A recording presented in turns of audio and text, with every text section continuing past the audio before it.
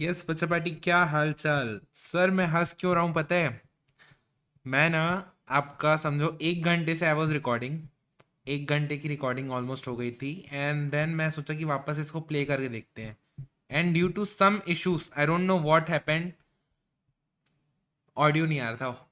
मतलब समझो 1 घंटे का जो मैंने नॉन स्टॉप मैंने बोला समझाया, that is all gone, that is all gone. खैर कोई नहीं, आप बच्चों के लिए हम वापस से मेहनत करने के लिए तैयार है। आप बच्चों के लिए हम वापस से मेहनत करने के लिए तैयार है। और मैं आपको एक बात बोलूं, हमने लास्ट क्लास में आपका अ, ऐसे लग रहा है वापस से चीज़ें रिपीट कर रहा हूँ, ठीक है। तो लास्ट क्लास में आपका पार्ट 1 सीओसी का डाला था, कॉस्ट ऑफ कैपिटल का, जहाँ पे अपन आरटीपी और पीवाईक्यू को निपटाए थे। आज अपन को क्या करना है सर? एमटीपी स्टार्ट करना है आपका। स्टार्ट क्या करना है मैंने कर दिया था, बट चलो कोई नहीं। चलो एक काम करते हैं ना, इन क्वेश्चंस में ना मैं आपको थोड़ा सा हिंट देते जाता हूँ। पूरा एकदम डिटेल में सॉल्व नहीं करवाऊंगा। चलो देखते हैं, कर लेते हैं यार, क्या है, कितना ही समय लगने वाला है, 1 घंटे की तो बात है। देखो, अपन स्टार्ट करते हैं आपका एमटीपी May 16 से। सर आपके अभी 26 से आपके 16 क्वेश्चन है। 8 एमटीपी, 8 दूनी, क्योंकि एमटीपी 1 एमटीपी 2 8 अटेम्प्ट के एमटीपीज है। चलो जी देखते हैं और निपटाते हैं इन क्वेश्चंस को। आपको मैं एक बात बोलूं, RTP was quite heavy, PYQ was quite manageable, MTP is similar level to PYQ, ठीक है। तो आरटीपी इतना हार्ड क्यों था सर? क्योंकि आरटीपी चाहता है आपको टेस्ट करना हर एक फ्रंट से, हर एक तरीके से, ठीक है। और कुछ भी अलग नहीं है। दो चार क्वेश्चन के बाद आपको लगेगा अरे तो बार बार रिपीट कर रहे, बार बार रिपीट कर रहे, ठीक है। चलो जी अपन स्टार्ट करते हैं अपनी मेहनत को वापस से। कोई बात नहीं, लाइफ के लिए ना एक लेसन है, आपके लिए भी लाइफ के लिए एक लेसन है। क्या होता है ना, अपन बहुत बार मेहनत करते हैं and then zero, it feels as if we are back to zero, back to वापस यहाँ पे। तो हो सकता है कभी आपके साथ भी लाइफ में ऐसा हो। मे बी आपकी पढ़ाई आपने बहुत टाइम दिया हो उस चीज़ पे, बट आपको समझ नहीं आया, आपकी क्लासेस खत्म हो जाए, आपको लग रहा है यार यार कुछ समझ नहीं आ रहा, वापस से स्टार्ट करना पड़ रहा है। मे बी आपको अटेम्प्ट लग रही है, इट कुड बी एनीथिंग। मैं बोलता हूँ जब आपको लगता है ना कि यार पीछे की मेरा समय हो गया वेस्ट, पहली बात तो वेस्ट नहीं जाता है।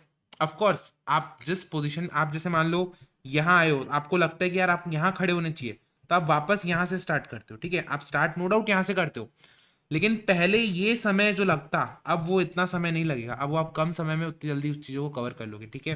तो आप जो नॉलेज गेन करते हो, आप जो एक्सपीरियंस गेन करते हो, इट कम्स हैंडी कहीं ना कहीं।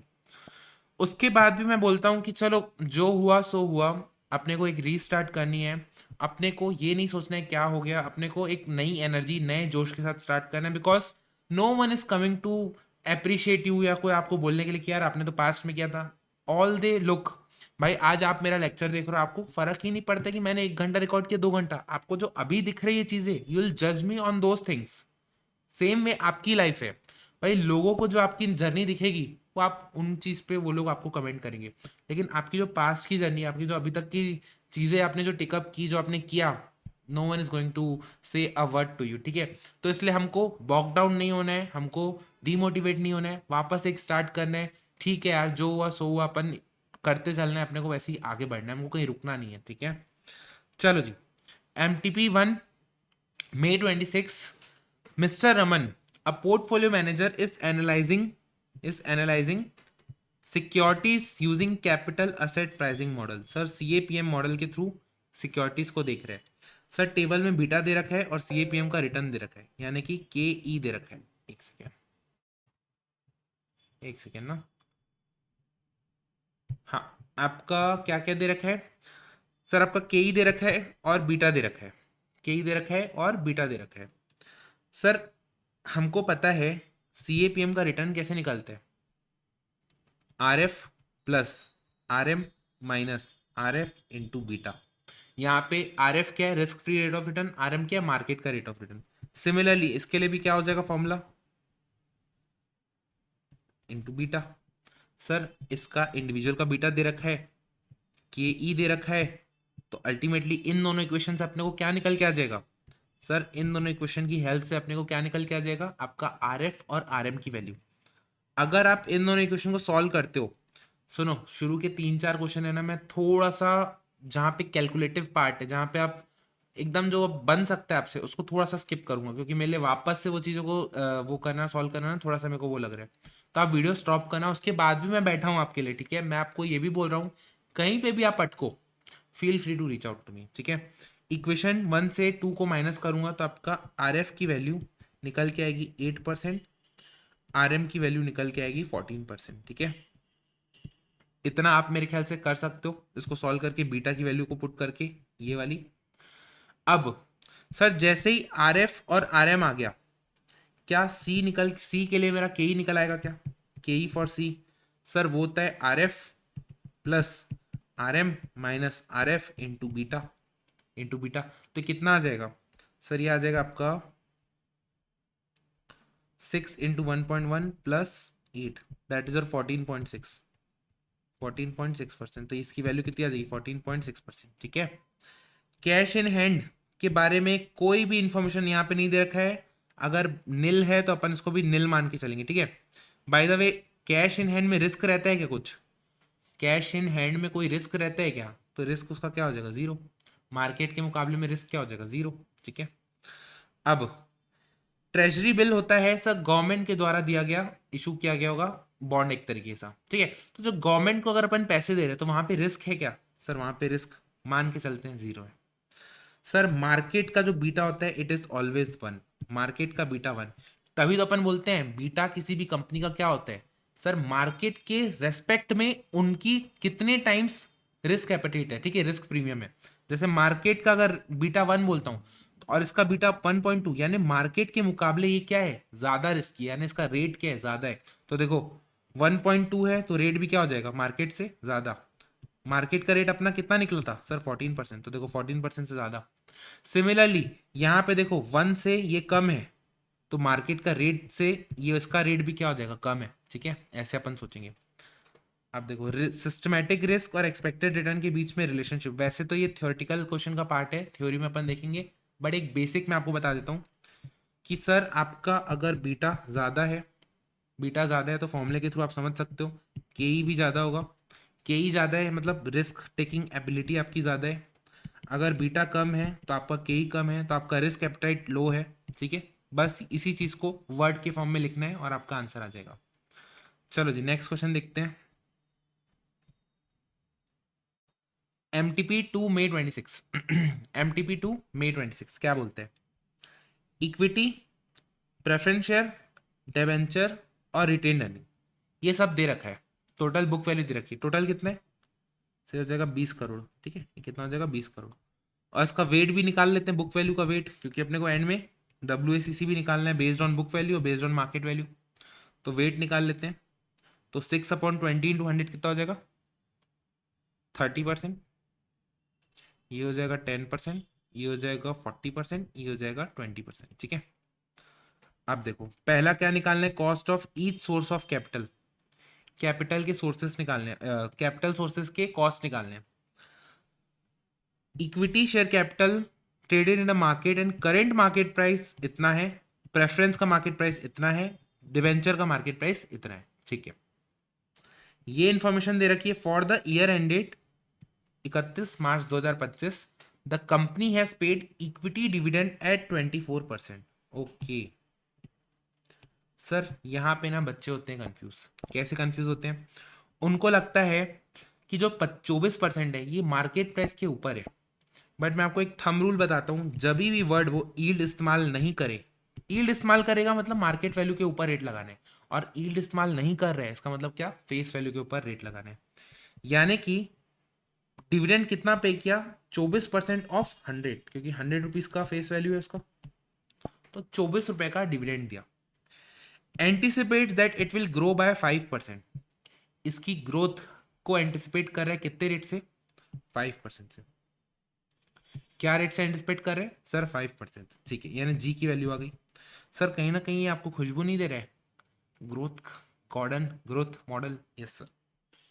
तो अगर अपन इक्विटी के लिए रेट निकालते हैं, के ई निकालते हैं, और यहाँ पे फ्लोटेशन कॉस्ट अगर की कुछ बात नहीं किया है आपका, क्या बोलते हैं, तो इक्विटी के लिए जो चीज रहेगी सेम टू सेम आपकी रिटेन अर्निंग के लिए रहेगी, ठीक है। तो K E equal to K R equal to D1 upon P0 plus G. और सर D1 क्या होता है? Expected dividend. और ये वाला डिविडेंड 24 रुपए का है, आज का डिविडेंड जो पे किया गया है। तो 24 इंटू ग्रोथ लगा देंगे इसमें। ग्रोथ कितना है? 5%। डिवाइड बाय प्राइस कितना है? 150 plus 0.05 plus 0.05। Hello, yes. Divide by 150 plus 0.05, 21.8%। 21.8%, ठीक है। चलो जी आगे बढ़ते हैं। फिर अपने को निकालना है व्हाट? के पी, प्रेफरेंस शेयर का कैपिटल। तो प्रेफरेंस शेयर का 10% दे रखा है और कोई भी इंफॉर्मेशन नहीं दे रखी है। अब सर दो तरीके से निकाल सकते हैं इररिडीमेबल प्रेफरेंस शेयर को। Preference dividend divide by price into 100। अगर अपन यहाँ पे एक तरीका क्या है, मार्केट प्राइस ले ले इसको, एक तरीका क्या है, बुक वैल्यू ले ले इसको, ठीक है। तो अगर बुक वैल्यू लेते हैं तो रेट कितना हो जाएगा? 10%। और अगर क्या मार्केट प्राइस लेते हैं तो कितना हो जाएगा? 10/95, नहीं 120 इंटू 100, दैट इज योर 8.33%। तो सर के पी को अपन क्या ले सकते हैं? या तो दिस और दिस। सर आप जो भी लो, अजम्पशन आपको मेंशन करके आने आपके आंसर में, ठीक है। फिर बारी आती है के डी। डिवेंचर के ऊपर भी कुछ कमेंट नहीं किया, कुछ भी कमेंट नहीं किया। तो सर हमको पता है इंटरेस्ट क्या होता है, टैक्स डिडक्टिबल रहता है। तो 12% को टैक्स डिडक्टिबल करना पड़ेगा 25% से। तो कितना हो जाएगा सर? 9% हो जाएगा। अब देखो सर, हमारे पास के ई आ गया, हमारे पास के पी आ गया, और हमारे पास के डी आ गया। बस अब उसको वजन लगाना है। एक बार बुक वैल्यू लेना है, बुक वैल्यू ऑलरेडी दे रखा है देखो परसेंटेज फॉर्म में। और एक बार क्या लेना है सर? एक बार लेना है मार्केट वैल्यू। अब मार्केट वैल्यू में ना एक पॉइंट आता है, कौन सा पॉइंट? कि भाई आपको अगर डिबेंचर का मार्केट वैल्यू लेना है तो आप लिख दोगे 8.6 CR, यहाँ पे दिया हुआ है। अगर आपको प्रेफरेंस शेयर का मार्केट वैल्यू लेना है तो सर देखो 2 लाख प्रेफरेंस शेयर 100 रुपीज के है, 2 करोड़ यानी 2 लाख प्रेफरेंस शेयर है, और एक का प्राइस 120 है। तो 2 lakh into 120, that is 2.4 CR। ये हो गया। अब सर इन दोनों का मार्केट प्राइस कैसे लोगे? ये जो इक्विटी शेयर का प्राइस रहता है ना, this incorporates both retain earning and equity share capital. It incorporates both retain earning and equity share capital. यानी कि 2 लाख अगर अपने इक्विटी शेयर है इंटू 150 करूं तो ये जो तीन नहीं 6 लाख अगर अपने इक्विटी शेयर है इंटू 150 करूं तो कितना आ रहा है सर? 9 करोड़ की मार्केट वैल्यू आ रही है। किसकी मार्केट वैल्यू आ रही है? इन दोनों की मिला के। तो सर इन दोनों को एक काम करता हूं ना, इन दोनों के रेशियो में डिवाइड कर देता हूँ। ये 6 करोड़ है, 4 करोड़ है, तो यानी 60:40 के रेशियो में इसको डिवाइड कर दूंगा। तो इंटू 60 करूंगा तो कितना आ जाएगा? 5 करोड़ 40 लाख। और बचा हुआ 360 रिटेन अर्निंग का, ठीक है। बस अब अपने पास सारे रेट आ गए, सारे वेट आ गए। अब अपने को WACC निकालना है। Rate into weight equal to WACC। चलो एक बार देख लेते हैं फटाक से। देखो ये 21.8, या तो ये 10% है या तो 8.3, जो भी लिखो एजम्पशन लिख के आना है आपको, ठीक है। ये 9%। तो देखो ये वेट हो गए। और मार्केट वैल्यू के केस में ये देखो अपन ने डिवाइड कर दिया। केवल जो जो पॉइंट में आप अटक सकते हो ना, मैं वही पॉइंट्स को उठा रहा हूँ, ठीक है। प्लीज लिख लिख के एक बार इसको सॉल्व करना। आगे के क्वेश्चन में लिख लिख के करवाऊंगा ऑफ कोर्स। ये वाले क्वेश्चंस को थोड़ा सा मैंने ना कट शॉट इसीलिए मारा है क्योंकि मैंने ऑलरेडी इसको यार 2 बार ऑलरेडी सॉल्व कर लिया था, ठीक है। चलो एक बार अब मैं चेक कर लेता हूँ ऑडियो आ रही है कि नहीं, नहीं तो पता चला ऐसे ही अपन चलते जा रहे हैं। Yes, everything is all right. अपन आगे बढ़ते हैं, ठीक है। क्या बोलते हैं? MTP 1 Jan 26 का क्वेश्चन है। MTP 1 Jan 26 का क्वेश्चन है। सर हटाओ, सबको हटाओ, ये सब मैं सॉल्व करके बैठा था आप लोग के लिए। चलो कोई नहीं, रब कर देते हैं, रब कर देते हैं।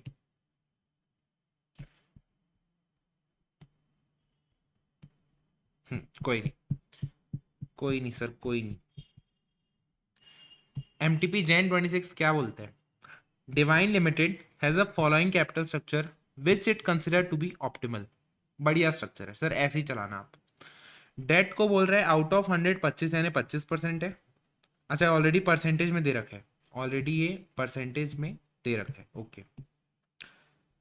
नेट इनकम बता रखा है, डिविडेंड पे आउट 30% है वो बता रखा है, टैक्स रेट 40% है वो बता रखा है, investor expects earning and dividend to grow at a constant rate of 9%, यानी कि ग्रोथ रेट बता रखा है कितना है, 9% है, ठीक है।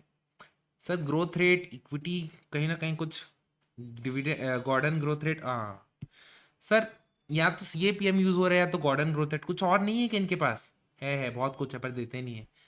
हम इसीलिए क्लास में हर एक चीज पढ़ते हैं क्योंकि कल को जाके कुछ भी दे दिए, कल को जाके कुछ भी दे दिए तो हमारा पढ़ा हुआ रहेगा तो हमको सब चीजें बन जाएंगी। It paid a dividend of 3.6, sir paid यानी अभी दिया है। करेंट शेयर सेल एट 54 पर शेयर, करेंट सेल एट 54 पर शेयर, ठीक है। तो कुल मिला के के की वैल्यू कितनी हो जाएगी सर, 3.36, नहीं 3.60 है ना, into 1 + G, 1 + 9%, divide by current price 54 + 9%। तो के कितना हो जाएगा सर, देख लो एक बार, 3.6 into 1.09 divide by 54 plus 0.09%, that is 16.267%, 16.267%, okay. Preference share के बारे में बोल रहा है, new preference share with dividend of 11 can be sold to the public at a price of 95। इसके आपका क्या बोलते हैं, मैच्योरिटी की बात नहीं किया है, यानी कि इरिडीमेबल प्रेफरेंस शेयर है, मान के चलेंगे। इरिडीमेबल का फॉर्मूला होता है व्हाट, केपी निकालने का दिस। तो देखो प्रेफरेंस डिविडेंड कितना पे किया है, कितने प्राइस पे किया है, तो ये हो जाएगा आपका व्हाट 11.578% प्रेफरेंस शेयर का कॉस्ट ऑफ कैपिटल, ठीक है। चलो आगे बढ़ते हैं। डिवेंचर के बारे में बोला है सिर्फ 12% है, तो एक काम करते हैं ना, टैक्स शील्डिंग लगा देते हैं, और कुछ तो इन्फॉर्मेशन दी नहीं है। तो टैक्स कितना है सर, टैक्स है 40%, तो ये हो जाएगा आपका 7.2%, ये जगह 7.2%। तो क्वेश्चन का पहला पार्ट तो अपना निकल गया, बहुत बढ़िया। अब हमको क्या निकालना है, weighted average cost of capital. तो सर क्या हो जाएगा, समीशन के सी इंटू डब्ल्यू, या फिर ऐसा भी बोल सकते हो, टेबल बना सकते हो जो अपन बनाते हैं जनरली, के सी वेट और A × B, और यहाँ पे जो आएगा वो WACC, ठीक है, ऐसा भी कर सकते हो।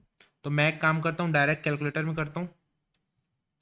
आपका KE कितना है, 0.16, या फिर बोल सकते हो 16.267 इंटू इक्विटी का परसेंटेज कितना है 60%, 0.6 M प्लस KP प्रेफरेंस का कितना है 15%, 0.15 M प्लस, और डिवेंचर का कितना है 0.25 M प्लस MRC 13.29%, यानी कि 13.3%, 13.3% अप्रोक्सीमेटली। मैं क्या बोलता हूँ एग्जाम में ना, ये भी चीज़ लिखना, ये भी चीज़ लिखना, अप्रोक्सीमेट भी लिखना, नॉर्मल भी लिखना। क्या होता है ना, 99% केस में कोई दिक्कत नहीं आती है। मैं खुद स्टूडेंट रह चुका हूँ, मैं बहुत सारे स्टूडेंट्स की कॉपी चेक कर चुका हूँ, मैं अपने फ्रेंड्स की भी कॉपीज चेक कर चुका हूँ। 99% केसेस में कोई दिक्कत नहीं आती है। इक्का दुक्का परसेंट में ना कोई सन की एग्जामिनर आ जाता है ना, उसको चाहिए रहता है एग्जैक्ट डिट्टो बुक का। अब बुक में अगर दिया है 13.3, तो नहीं, मेरे को 13.3 ही चाहिए। अरे यार इतना कॉमन सेंस तो लगाओ तुम, मतलब कुछ तो भी, कुछ भी। वो आता है ना, वो न्यूज़ का एक एंकर आता है ना, बोलता है कुछ भी, हाँ बस वही कुछ भी वाला हाल हो जाता है अपना। चलो, ICI ना दोनों तरफ से हमको ना फंसाता है। ICI चाहता है कि हम हंसे, खुले, मीम्स देखे। कभी कभी ना ICI के सॉल्यूशंस को देख के हमको ना फील आता है, वो जो याद है 3 इडियट्स का, कहना क्या चाहते हो। फिर चेक्ड कॉपी को अपने को देख के ख्याल आता है कुछ भी ऐसा, ठीक है। चलो जी, आगे बढ़ते हैं। सर बकवास मत करो, अब हमको क्वेश्चंस करवाओ, आप हमको क्वेश्चंस कराओ। अब ना वो जो 1 1.5 घंटे की मेरी रिकॉर्डिंग वेस्ट हुई है ना, उसके बाद नहीं पता कि अंदर से बार बार ऐसे किक मिल रही है मेरे को कि यार बार बार चेक करूं मैं। नहीं तो होता क्या है, सिस्टम चालू करता हूँ मैं, चालू हो जाता हूँ रिकॉर्ड करना। अब थोड़ा दुख दुख हो रहा है मेरे को। ये सेम चीज़ें ना जब मैं शुरू शुरू में टीचिंग में आया था ना, तो तब मेरे से बहुत मिस्टेक होती थी ये वाली चीज़ें। चलो जी, आगे बढ़ते हैं। In October 2025, AB company share was sold for 146 rupees per share. Long term earning growth rate G anticipate कितना है 7.5%। Expected to pay dividend of 3.36। Sir एक बात बताओ, जी एंटिसिपेट है, तो जी कैसे निकला होगा, B into R, expected retention ratio से और expected rate of return on equity से। ठीक है, determine the rate of return on investor, rate of return and investor can expect. Sir investor expect क्या करते हैं, K E, cost of equity, to earn, assuming that the dividends are expected to grow along with earning at 7.5% per year in perpetuity। अगर आप dividend growth rate model लगाओ, sorry Gordon's growth rate model लगाओ, that will give you what, D1 upon P0 plus G, expected dividend. अच्छा तो ये तो दे रखा है ना, एक्सपेक्टेड डिविडेंड कहाँ गया, expected dividend 3.36 divide by share का प्राइस क्या है 146, ग्रोथ रेट क्या है 7.5%, तो कितना आ जाएगा 3.36 डिवाइड बाय 146 प्लस 0.075, 9.8%, कितना आ जाएगा 9.80%। अब आती है क्वेश्चन की second part, it is expected that A B will earn about 10% on book equity. Sir ये किसकी वैल्यू है, आर की वैल्यू है। जो G equal to B A R वाला फॉर्मूला होता है, यहाँ पे आर की वैल्यू क्या होती है, सर बुक वैल्यू के ऊपर आप कितना कमाओगे, तो ये वही तो दिया हुआ है, वही तो दिया हुआ है, and shall retain 60% of earning. अच्छा अभी रिटेंशन रेशियो भी दे रखा है नया वाला, कितना 60% है, okay. In this case whether there would be any change in growth rate और कॉस्ट ऑफ इक्विटी। मेरे को एक बात बताओ, ग्रोथ रेट में तो सर चेंज आएगा ही आएगा ना, क्योंकि जी होता है बी इंटू आर, और बी आपने बोला 60% है, आर बोल रहे हो 10% है, तो कितना हो जाएगा सर 6% आ जाएगा। ग्रोथ रेट में तो चेंज आएगा ही आएगा। लेकिन sir cost of equity, cost of equity का फॉर्मूला होता है D1 divide by price plus growth.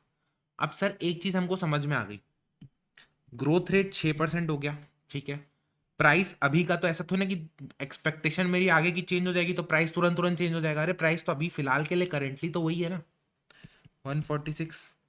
Sir हमको D1 निकालना है, एक्सपेक्टेड डिविडेंड, वहां पे दिक्कत हो रही है हमको, वहां पे दिक्कत हो रही है हमको।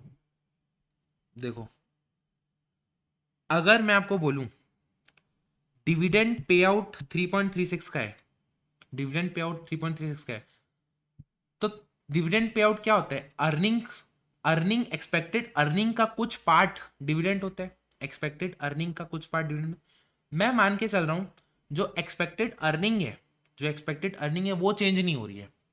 जैसे देखो जी की वैल्यू कितनी दी रही है 7.5%, रिटेंशन रेशियो अगर मैं कैलकुलेट कर लूं तो मेरे को टोटल एक्सपेक्टेड अर्निंग निकल के आ जाएगी। तो देखो ये आर की वैल्यू क्या है 10% अज्यूम कर रहे हैं, सर ये बहुत बड़ा अजम्पशन है, यहीं पे बच्चे फंसते हैं, इसको आप मार्क कर लो ताकि कल को जाके आप रिवाइज करने बैठो तो इस लाइन को देख लो, return on book value R is expected to be same for both case.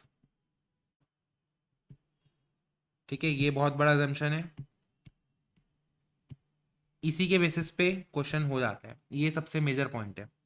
तो देखो हमको पता है sir 7.5% equals to retention ratio into 10%, तो बी की वैल्यू आ जाएगी 0.75। रिटेन कितना कर रहे हो 0.75, डिविडेंड पे आउट कितना कर रहे हो, सर वो कर रहे हो 0.25, बचा हुआ पे आउट कर रहे हो, तो sir payout ratio into total earning equals to what 3.6, 3.36, तो अर्निंग कितनी हो जाएगी, अर्निंग हो जाएगी 13.44, which is not changing in this case, expected earning change नहीं हो रही है। क्या एक्सपेक्टेड अर्निंग चेंज नहीं हो रही, ये बहुत बड़ा अजम्पशन है, ठीक है, this is also one of the assumption that what expected earning is not changing, not changing. चलो अब अगर अपने को एक्सपेक्टेड डिविडेंड नया वाला निकालना है तो वो क्या हो जाएगा, नया वाला एक्सपेक्टेड अर्निंग इनटू 1 माइनस नया वाला रिटेंशन रेशियो। अगर 60% रिटेन कर रहे हैं तो 40% बांट रहे हैं, तो 40% ऑफ 13.44 5.376, तो ये फॉर्मूले में अगर मैं पुट करूं 5.376 अपॉन 146 प्लस 6%, तो कितना आ जाएगा? 5.376 डिवाइड बाय 9.68, कितना आ जाएगा? 9.68%। ठीक है, चलो जी, आई होप आपको ये चीज क्लियर है। अपन बढ़ते हैं आगे। 9.68, 9.8। चलो अब अपना फ्रेश तरीके से करते हैं। ये 4 क्वेश्चन जो पीछे के गए ना, वही मेरे साथ दिक्कत हुई थी, रिकॉर्डिंग में मिस्टेक हो गई थी। चलो अब अपन स्टार्ट करते हैं। अब अपन MTP 1 सितंबर 25 से स्टार्ट करते हैं इस चीज को। ठीक है, चलो। यस, देखो, MTP 1 सितंबर 25 क्या बोलते हैं? 15% convertible debenture of 100 each at par with maturity period of 6 year. Okay, 6 साल की मेच्योरिटी है। On maturity, each debenture will be converted into 2 equity share of the company. Okay जी, यहां से लेकर यहां तक आप बात कर रहे हो about debenture. Okay, audio video हाँ सही है। यहां पे आप बात कर रहे हो प्रेफरेंस शेयर के बारे में।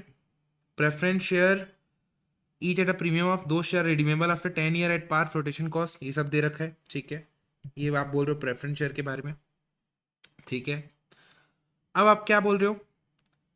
Risk free rate of return is 8%, market risk premium is 16%, beta is 1.2। रुक जाओ, based on this information I can say what? I can say sir मैं KE निकाल सकता हूं, risk free rate of return plus market का risk premium into beta which will give me what? Cost of equity using CAPM model, CAPM method. 16 into 1.2 plus 8, that is 27.2। ठीक है sir, ये भी समझ में आ गया। और क्या इन्फॉर्मेशन दी है?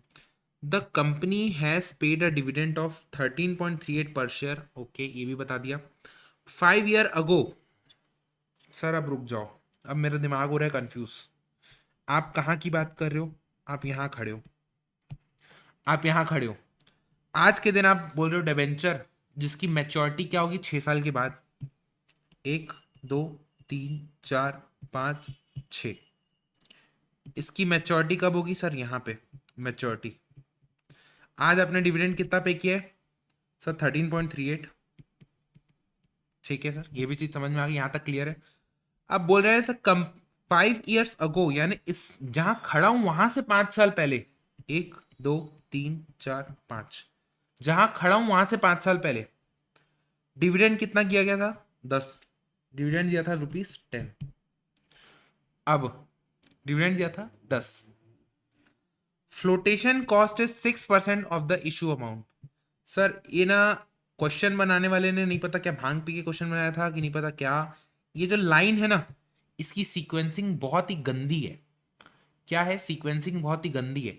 जब आप यहां से यहां तक डेट के बारे में बात कर रहे हो, तो आप इस लाइन को भी यहीं पे ही चिपकाओ ना, जब आप डेट के बारे में कहना चाहते हो तो। हाँ, अगर आप इक्विटी के बारे में कहना चाहते हो तो आप इक्विटी के लिए भाई यहाँ पे अगर यहाँ से कोई बंदा रीड करेगा तो सेफली क्या अज्यूम करेगा? This is about equity. But आपको बताऊं, इन्होंने इसको एज अ इक्विटी ट्रीट नहीं किया है। तो एक क्वेश्चन की लाइनिंग मेरे को बहुत ज़्यादा गंदी लगी। ठीक है, सीक्वेंसिंग इस चीज़ की मेरे को बहुत ज़्यादा गंदी लगी। बट ठीक है, आप कुछ नहीं कर सकते, अपन आगे बढ़ते हैं उस चीज़ को लेके। ओके, ओके सर, 5 साल पहले वो 10 रुपए था। कहीं ना कहीं सर हमको कॉस्ट ऑफ कन्वर्टेबल डिबेंचर निकालने बोला है यूजिंग अप्रोक्सीमेशन मेथड। और अगर मैं कॉस्ट ऑफ कन्वर्टेबल डिबेंचर निकालने की कोशिश करता हूं तो मैं कहां पे अटकूंगा? देखता हूं, -NP divide by 2 whole divide by RV plus NP divide by 2। Sir मेरे पास इंटरेस्ट की वैल्यू है, मेरे पास टैक्स की वैल्यू है, मेरे पास नेट प्रोसीड्स की वैल्यू है 6% लेस करके, 100 में 6% लेस यानी 94 रुपये। मेरे पास सर रिडेम्पशन वैल्यू नहीं है कि 6 साल के बाद जब वो रिडीम होगा तब क्या वैल्यू मिलेगी। सर मेरे को 2 इक्विटी शेयर मिलेंगे, तो उस इक्विटी शेयर की 6 साल के बाद की वैल्यू निकालनी है मेरे को। इक्विटी शेयर की 6 साल बाद की वैल्यू निकालनी है, तब जाके मैं ये फॉर्मूले में वैल्यू पुट करके आंसर निकाल सकता हूं। बोलो हाँ या ना? Sir yes. ओके जी, ओके। कहीं ना कहीं ये ऑलरेडी यहां से निकल गया है क्या? KE using CAPM method. और जो ये इंफॉर्मेशन दे रखी है ना अलग से, ये वाली, ये मेरे को ना अंदर से फीलिंग दे रहा है व्हाट, कि आपको sir dividend growth rate model निकालना पड़ेगा। डिविडेंड ग्रोथ रेट मॉडल निकालना पड़ेगा। कैसे सर आपको समझ में आया? क्योंकि देखो जनरली जब दो डिविडेंड का डेटा देते हैं अलग अलग ईयर्स में, तो हमसे क्या निकलवाने की कोशिश करते हैं सर? वो ग्रोथ रेट की निकलवाने की कोशिश करते हैं। ठीक है, देखो 1 2 3 4 5, सर 13.38 हो गया, 10 रुपए की चीज, रेट क्या है जी? 5 सालों में। तो अगर आपको ये बेसिकली मैंने प्रेजेंट वैल्यू फ्यूचर वैल्यू का फॉर्मूला लगाया, अगर आपको जी की वैल्यू बोलूं तो क्या हो जाएगी फिर? वो होल की पार 1/5 - 1, तो कैलकुलेटर से निकाल लेते हैं। 1.338, 1 2 3 4 5 6 7 8 9 10 11 12 -1/5 + 1 इक्वल टू एक बार, दो बार, 3 4 5 6 7 8 9 10 11 12 -1 इंटू 100 करूँ तो कितना आ जाएगा? 5.9, यानी कि 6%, अप्रोक्सीमेटली 6% का ग्रोथ रेट आ गया। सर तो कहीं ना कहीं ये हमको प्रॉम्प्ट कर रहे हैं, ठीक है, कि आप गॉर्डन ग्रोथ रेट मॉडल से भी के की वैल्यू निकालो। तो अगर मैं के की value Gordon growth rate model से निकालता हूं तो क्या हो जाएगी? D1/PE+G, D1/PE+G। और देखो D1 कितना हो जाएगा सर? अभी इसने पे किया है 13.38, और +1 + G करना पड़ेगा, डिवाइड बाय पीई +6%। तो सर यहाँ से जो के ई आता है और ये वाला जो के ई हमने निकालना है, थियोरेटिकली थियोरेटिकली दोनों चीज सेम होनी चाहिए। भाई ऐसा थोड़ी ना है कि भाई कोई दूसरे साइंटिस्ट ने बोला इस फॉर्मूले से निकालो, ये साइंटिस्ट बोल रहा है इस फॉर्मूले से निकालो, तो मैं एज अ इन्वेस्टर मेरी तो एक्सपेक्टेशन सेम ही रहेगी ना। अब तुमने अलग अलग फॉर्मूले से निकाला है, तुम्हारी गलती, तुम्हारा फॉर्मूला गलत, मेरे लिए तो एक्सपेक्टेशन सेम होगी ना। तो by default this should always be equal to what? 17.2%। This should also be equal to 17.2 theoretically. ठीक है, इसको अपन फिर क्या लिख सकते हैं? 13.38 into 1.06 upon P plus 0.06 equal to 0.272। तो अगर आप पी की वैल्यू निकालो यहां से तो कितनी हो जाएगी? 13.38 इंटू 1.06 डिवाइड बाय 0.212, 66.9। पी की वैल्यू आ गई ये, लेकिन ये कहाँ पे आ गई सर? यहाँ पे आ गई 66.9। तो सर इसकी वैल्यू रिडेम्पशन के समय 6 सालों के बाद कितनी होगी? 1 2 3 4 5 6, 6 सालों के बाद जब ग्रोथ रेट आपका 6% ग्रोथ रेट से अगर अपन इसको 6 साल के बाद की वैल्यू निकाले तो कितनी हो जाएगी? 1.06 इंटू 1, 1 2 3 4 5 6 इंटू 66.9, सर हो जाएगी 94.89, यानी 94.9 अप्रोक्सीमेटली 94.9 हो जाएगी वैल्यू। और सर ऐसे शेयर मेरे को कितने मिलेंगे? ऐसे मेरे को दो शेयर मिलेंगे, ऐसे मेरे को दो शेयर मिलेंगे, तो इंटू 2 कर देते हैं, यानी 189.8। तो रिडेम्पशन के टाइम पे मेरे को कितना मिलेगा सर? 189.8। कितना मिलेगा? 189.8। अब लगा देते हैं फॉर्मूले में, वैल्यूज पुट कर देते हैं। 15% टैक्स कितने? 40%। तो 15 into 1 - 40% plus 189.8 minus 94 divide by 6 सालों के लिए, divide by 189.6 plus 94 divide by 6 divide by 2। इसको 94 क्यों किया? क्योंकि 6% का फ्लोटेशन कॉस्ट है इशू प्राइस के ऊपर। बस अब आप निकाल लो, 189.6 sorry 189.8 minus 94 divide by 6 plus 60% into 15 यानी कि 9। इसको मैं काम करता हूँ, 15 का 60% क्या होता है? 9 होता है। अरे पिछला वाला क्या था? +9, ये कितना है? 24.9666, 24.9666 इस जगह 24.966 divide by sorry divide by 141.8, तो कितना आ जाएगा आंसर? 17.6%। कितना आ रहा है? 17.6%, यानी इसका आंसर कितना आ जाएगा? 17.60%। 17.60%। एक बार चेक कर लेते हैं। 17.60 अप्रोक्सीमेटली वही है, ठीक है। चलो जी आगे बढ़ते हैं। देखो ये फॉर्मूला अगर आप देखो ना तो आपको कन्फ्यूजन होगा, ये फॉर्मूला अगर आप देखो तो आपको कन्फ्यूजन होगा, ठीक है। लेकिन अगर आप ऐसे सोचो, कैसे सोचो, टाइमलाइन बना के सोचो तो चीज़ें इजी हो जाएगी कि भाई पिछला डेटा और ये वाला डेटा की हेल्प से अपने को ग्रोथ की वैल्यू आ गई। ग्रोथ की हेल्प से अपन अगर अपन दोनों तरीके के केई को कंपेयर करें, गॉर्डन ग्रोथ और सीएपीएम, तो हमको प्राइस आ जाएगा। लेकिन प्राइस यहाँ का आएगा, उसको 6 साल बाद खींचोगे तो 6 साल बाद का प्राइस है, ठीक है। चलो जी नेक्स्ट पार्ट क्या बोल रहे हैं, cost of preference share, use YTM method to calculate cost of preference share. YTM method, yield to maturity, yield to maturity.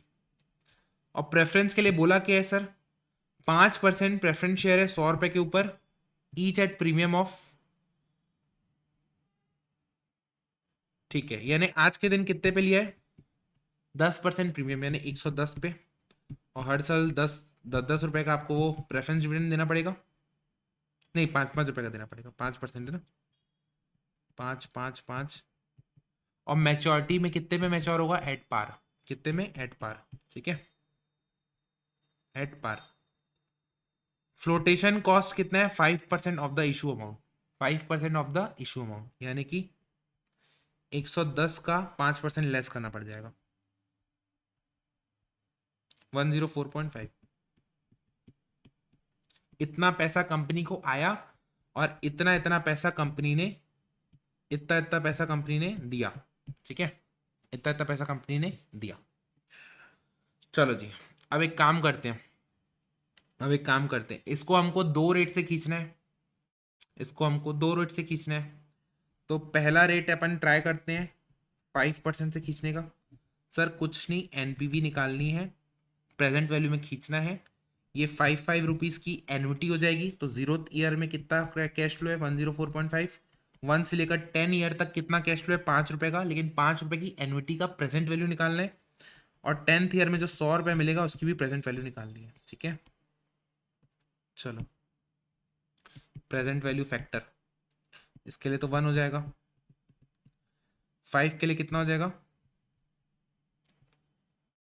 पहले अपन 5% से खींचते हैं ना, पहले अपन 5% से, तो 1/1.05, 1 2 3 4 5 6 7 8 9 10 GT 7.7217।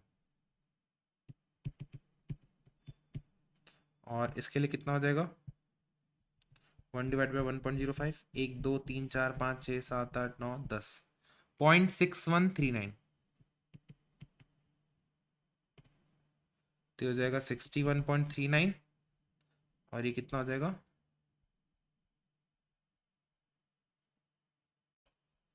38.60, 38.60। तो एनपीवी कितना हो जाएगा,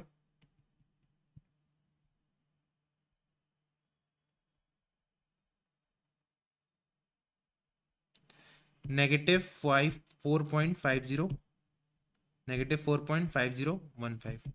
अब देखो हमारा एनपीवी नेगेटिव आ रहा है, यानी मैंने बहुत ज्यादा रेट से खींच दिया, मैंने क्या बहुत ज्यादा रेट से खींच दिया, मेरे को कम रेट से खींचना पड़ेगा। तो एक काम करता हूँ, एक बार मैं 3% से खींच के देखता हूँ, एक बार मैं थोड़ा कम रेट से खींच के देखता हूँ, क्या पता आ जाए आंसर। 0th ईयर 1 से लेकर 10 ईयर, 10th ईयर 104.5, ये हो जाएगा 104.5, 500, 1/1.03, 1 2 3 4 5 6 7 8 9 10, 0.744 ये हो जाएगा। और जैसे ही जीटी प्रेस करूंगा मैं 8.53 हो जाएगा, ठीक है। कितना हो गया, ये हो जाएगा 74.4, और ये हो जाएगा आपका 42.64। टोटल कितना हो गया,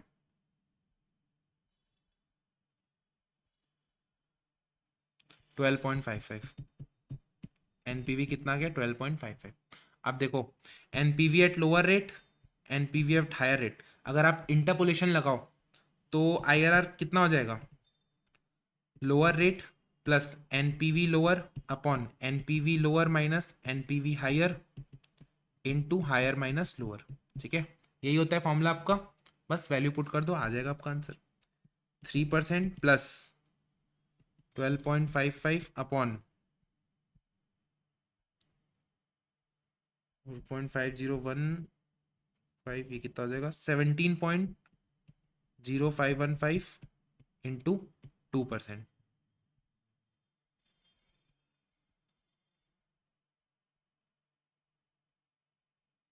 4.472%, 4.472%। ठीक है, कितना आ जाएगा 4.472%।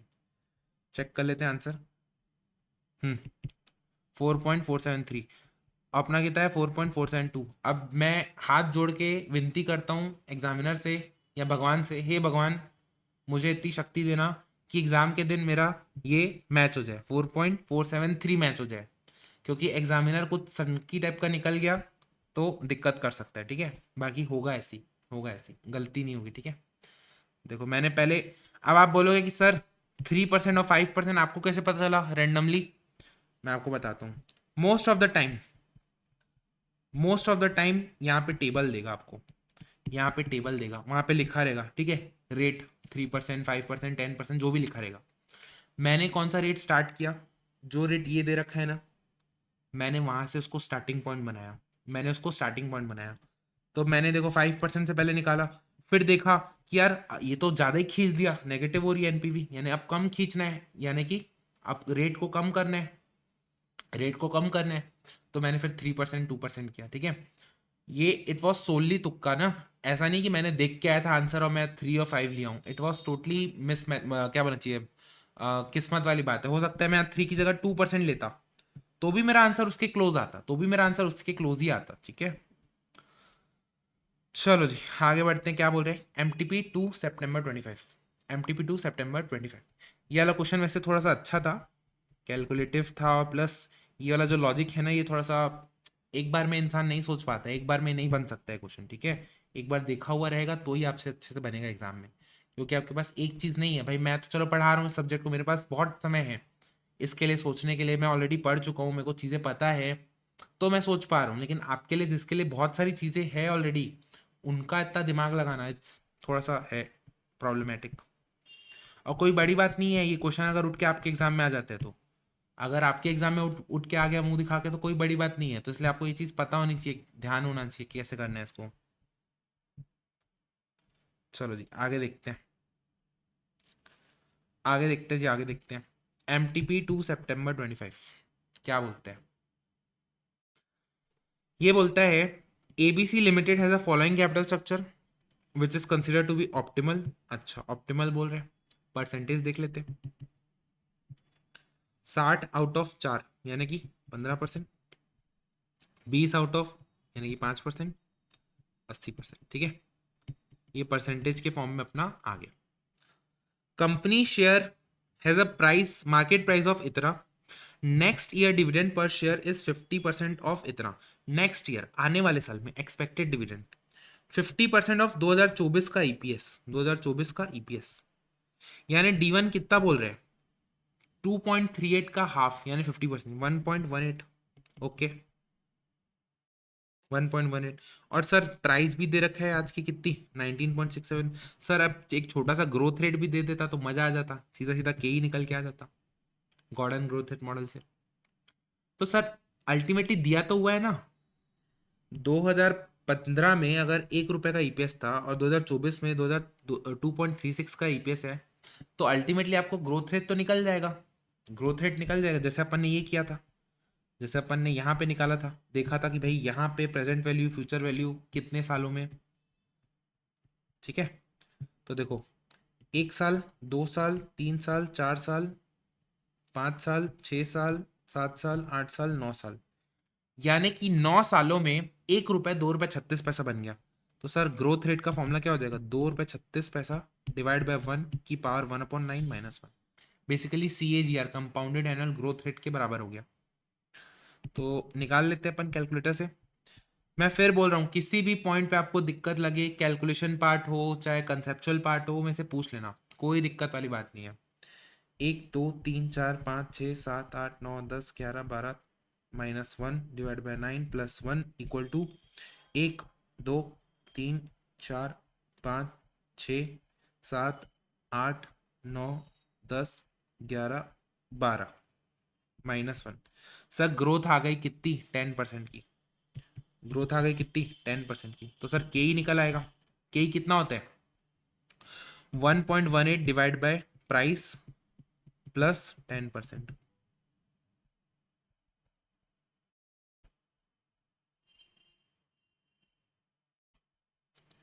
मोटा मोटी 17.078%।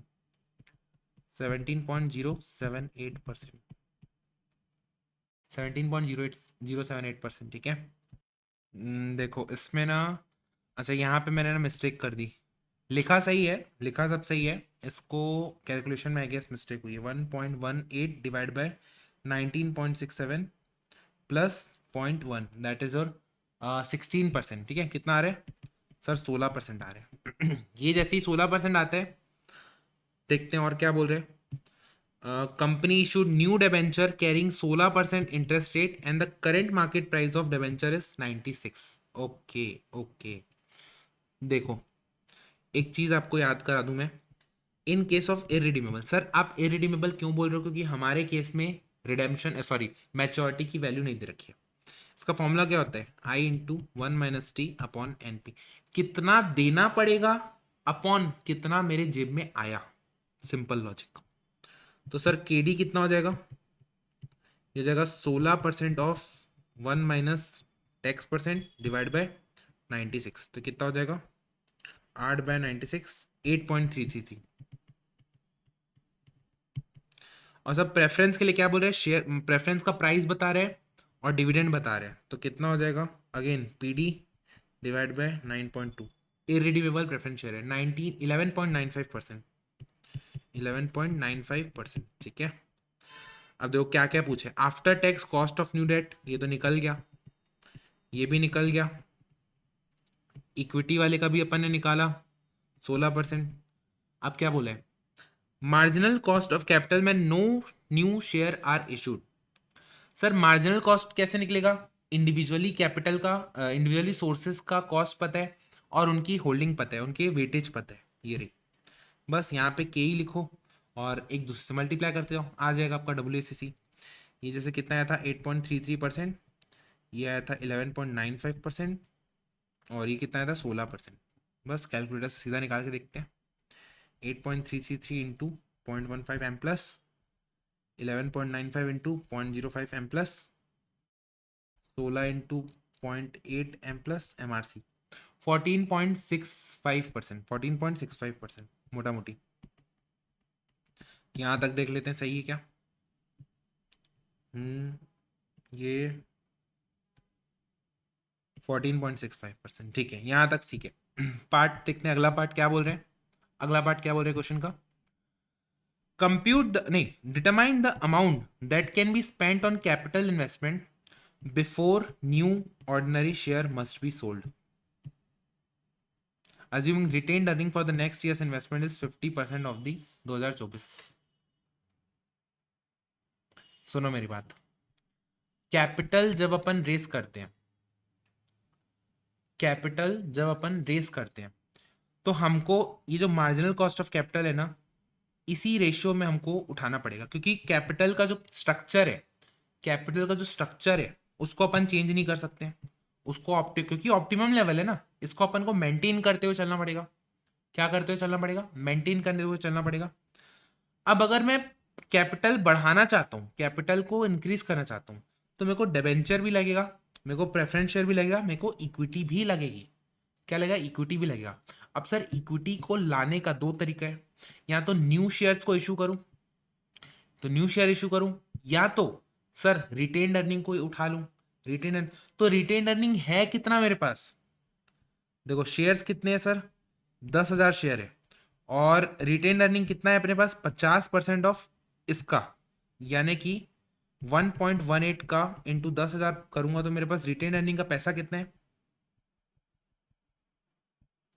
11,800। रिटेन अर्निंग मेरे पास 11,800 है, यानी कि अगर मैं डेट को, प्रेफरेंस को, इक्विटी को उठाता हूं, किस रेशियो में सर? 15, 5 और 80 के रेशियो में, तो मेरा टोटल कितना आता है सर? 100%। और मैं बोल रहा हूँ इक्विटी में अभी कितनी उठा सकता हूँ? जितना मेरे पास अवेलेबल है, जितना मेरे पास अवेलेबल है। क्योंकि अगर और से ज्यादा इक्विटी उठाऊंगा, और से ज्यादा इक्विटी उठाऊंगा, तो सर इक्विटी डायल्यूट हो जाएगी, नए शेयर्स को इशू करने पड़ेंगे। तो कुल मिला के 80% मेरा कैपिटल का इक्विटी होना चाहिए, विच कैन बी 11,800 नए कैपिटल में। तो 11,800 इज रिप्रेजेंटिंग व्हाट? 80%। तो टोटल कैपिटल में कितना उठा सकता हूं? 14,750। यानी कि मैं 14,750 का टोटल कैपिटल को उठा सकता हूं। 14,750। Compute marginal cost of capital when fund exceeds the amount calculated in C. Sir अब मैं क्या बोल रहा हूं? अब मैंने ना ज्यादा कैपिटल उठाया। कितना ज्यादा कैपिटल उठाया? Assuming new equity is issued at 25 rupees per share. New equity is issued at ₹25 पर शेयर। ओके, ओके जी, ओके। तो सर जो नया इक्विटी उठाऊंगा, जो न्यू इक्विटी उठाऊंगा, उस पे मेरा वो क्या हो जाएगा? कॉस्ट ऑफ कैपिटल क्या हो जाएगा सर? D1/25 प्लस जी। इस बार चेंज हो जाएगा कॉस्ट ऑफ कैपिटल, नया वाला कितना हो जाएगा?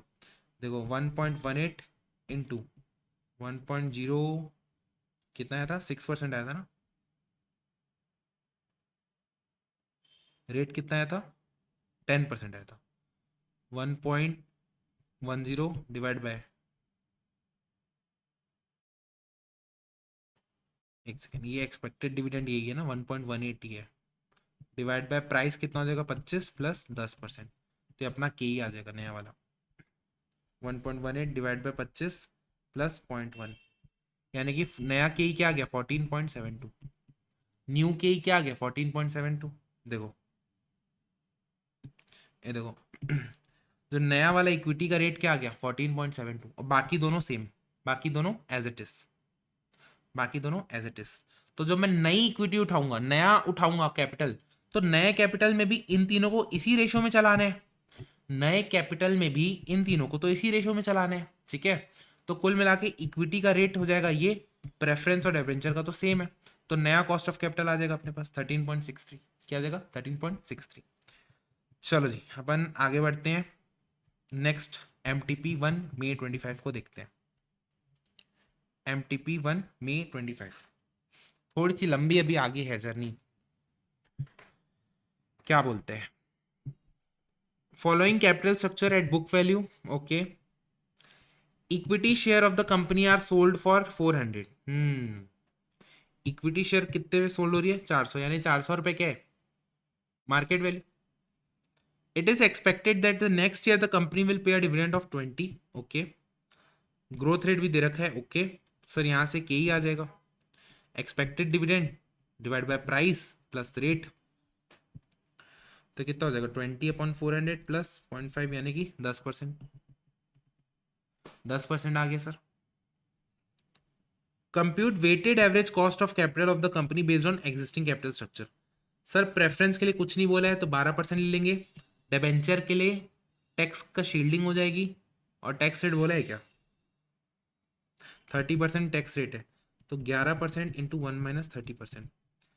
इसी कैपिटल का वेट लगेगा, और साइड में अपन ने रेट निकाल लिया है 7.7%। यानी कि इक्विटी हो गया 10%, ये हो गया 7.7%, ये हो गया 12%। और वेट कितना कितना है? 4/6.8,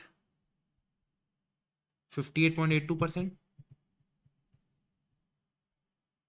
0.8 डिवाइड बाई 6.8, 11.76%। 2 divide by 6.8, 29.411%। ठीक है, कुल मिला के this into this, this into this, this into this करोगे तो अपना आ जाएगा बहुत WACC। WACC। नेक्स्ट पार्ट क्या बोल रहा है क्वेश्चन का? एक बार देख लो, लगे पहला पार्ट भी। ये देखो, उसी इसी इसी के आपका वेट लगाना है और नया आपका कैपिटल निकालना है, ठीक है? सॉरी, नया आपका कॉस्ट। चलो अगला पार्ट देखते हैं क्वेश्चन का। कंप्यूट द न्यू WACC, नया वाला WACC निकालना है कब? If the company raises additional 50 lakhs by the debt, 12% debt से उठाया सर, नेक्स्ट 50 लाख, जैसे मान लो इक्विटी, डेट, प्रेफरेंस ऑलरेडी जो था वो तो था ही था भाई, अभी वाला नया, अभी वाला एग्जिस्टिंग वाला 10% है, डेट आपका 7.7% है, प्रेफरेंस आपका 12% है, अलग से एक डेट लेके आए, अलग से एक डेट लेके आए जिसका कॉस्ट क्या है 12%। लेकिन 12% क्या, 12% टैक्स शील्ड के बाद कितना हो जाएगा? ये हो जाएगा 8.4, ये हो जाएगा 8.4। तो नए वाले डेट का 8.4, पुराने वाले डेट का 7.7। ओके, साथ ही साथ क्या बोल रहे हैं? This would result in increasing the expected dividend to 25। नया आप डिविडेंड 25 है, प्राइस 300, रेट 10%, सॉरी 5%। तो नया वाला के ही क्या आ जाएगा सर? नया वाला के ही आ जाएगा 25/300 प्लस 0.05, दैट इज योर 13.333। कुल मिला के ये हो गए नए नए रेट, ये हो गए नए वाले रेट। और वेट क्या है? सेम, बाकी तीन का तो एज इट इज यही रहेगा, और जो नया वाला डिबेंचर है उसका 50 लाख है, तो उस हिसाब से अपन वेट लगा देंगे। ठीक है, मेरे ख्याल से अब आपको आ जाएगा WACC। ठीक है, कैलकुलेटिव है, उसको थोड़ा सा स्किप करा रहा हूँ मैं, उसको अपन यहाँ पे देख ले रहे हैं। ये देखो 13.33 जो अभी अपन ने ऊपर निकाला, और बाकी सारे एज इट इज, बाकी सारे as it is.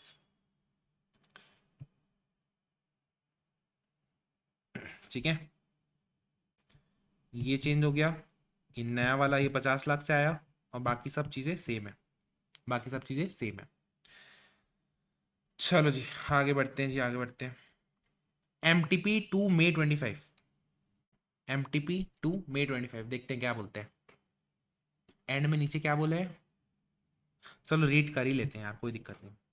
Bhanu limited has issued 50,000 10% convertible debenture of 100 each with a maturity of 5 years. At a maturity, bondholder will have an option to convert bond into equity share 1:4. Equity share are listed and currently market price 30, growth rate है 5%। इससे अपने को क्या मिलेगा? इससे अपने को मिलेगा डिवेंचर के बारे में information. Of the total number of convertible bonds issued, of the total number of convertible bonds issued, यानी कि ये सारे के सारे तो कन्वर्टेबल ही है ना। 75% opt in for converting their bond into common stock, 75% लोग बोले कि हाँ भाई चलो हम करवाएंगे, हम लेंगे option, converting their bond to the common stock at an agreed price which shall be 5% premium to the intrinsic price of that point। ठीक है,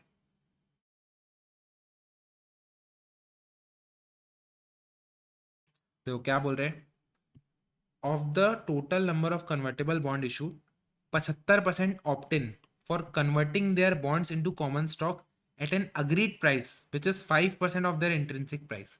मतलब थियोरेटिकली जो 30 रुपए 5% से बढ़ के 5 साल के बाद जो भी वैल्यू आती है स्टॉक की, उस पर 5% एक्स्ट्रा लेके कन्वर्ट करेंगे, एक्स्ट्रा लेके कन्वर्ट करेंगे। However the investor needs to hold the share for, अगले 2 साल के लिए होल्ड करना, बेचना मत। ठीक है, वो समझ में आ गया, बेचेंगे नहीं।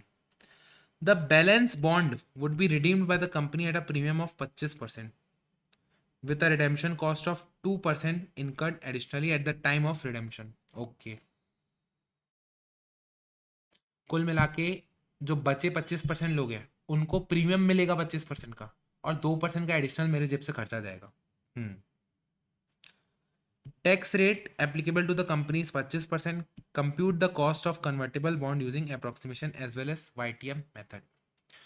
चलो मैं आपको ना एक काम करता हूँ पहले तो अपन सिनेरियो बनाते हैं, अपन केस बनाते हैं।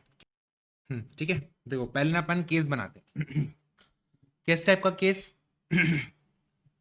इसको ना अपन बाइफिकेट करते हैं किस चीजों में, 2 पार्ट में। सर एक तो जो 75% लोग हैं जिन्होंने ऑप्ट इन किया कन्वर्जन के लिए, और दूसरे जो 25% लोग हैं जिन्होंने ऑप्ट आउट किया कन्वर्जन के लिए। ठीक है, इन दोनों के लिए पहले अलग अलग इमेज बनाते हैं।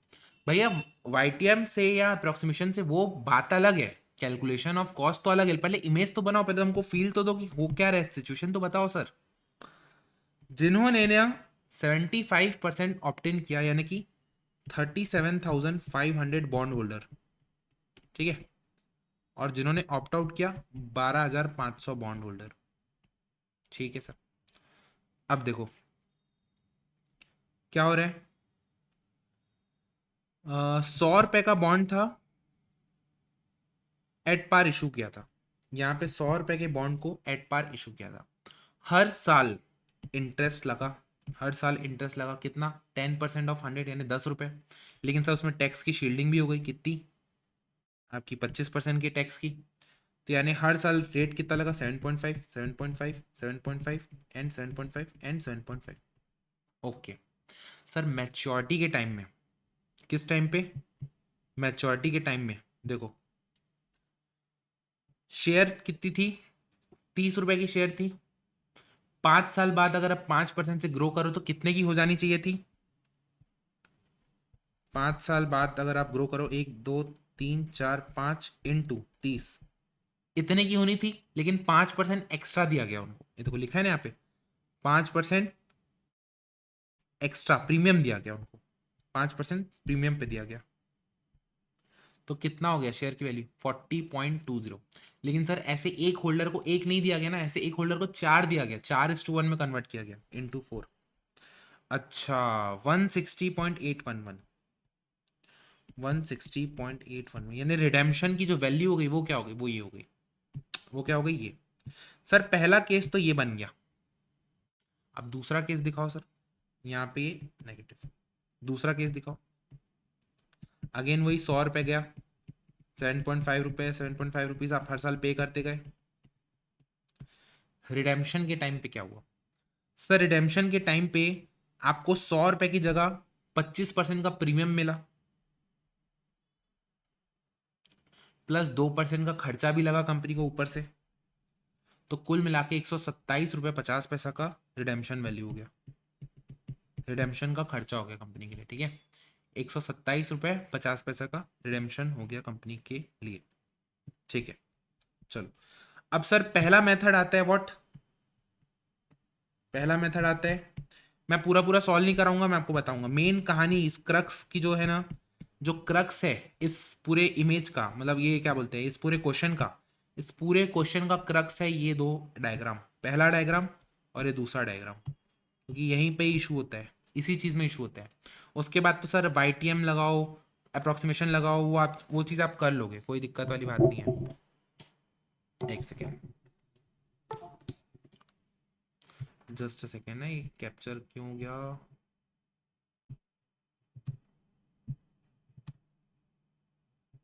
अब ठीक है, यस अब ठीक है। हाँ, तो मैं क्या बोला सर, पहला मेथड है अप्रोक्सीमेशन मेथड, उसमें फॉर्मूला क्या लगेगा, I into 1 - t plus RV minus NP divide by number of years whole divide by RV plus NP/2। यहाँ पे सर इस पूरे की वैल्यू दे रखी है ना 7.5, आफ्टर टैक्स शील्डिंग दे रखी है 7.5, रिडेम्पशन वैल्यू है ये, नेट प्रोसीड से 100, बस सर वैल्यू पुट करोगे आंसर आ जाएगा। सेम यहाँ पे,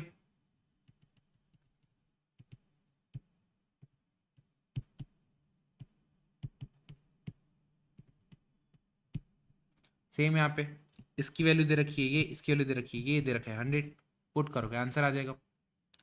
देखो एक बार, इसकी वैल्यू 7.5, 160, 100, आंसर आ गया।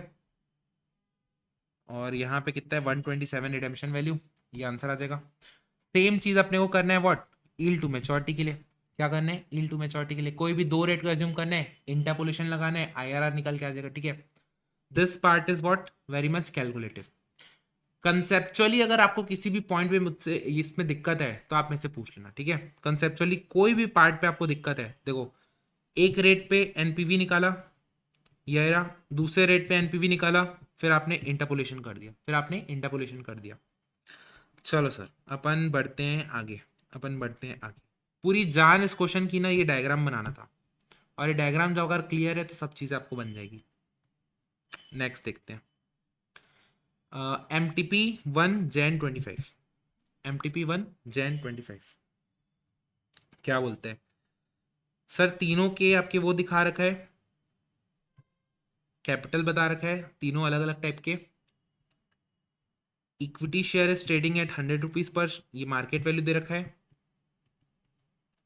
Company expects to pay dividend of 100, expectation है ना 5 रुपए का, with a dividend projected to growth 5%, growth 5% है।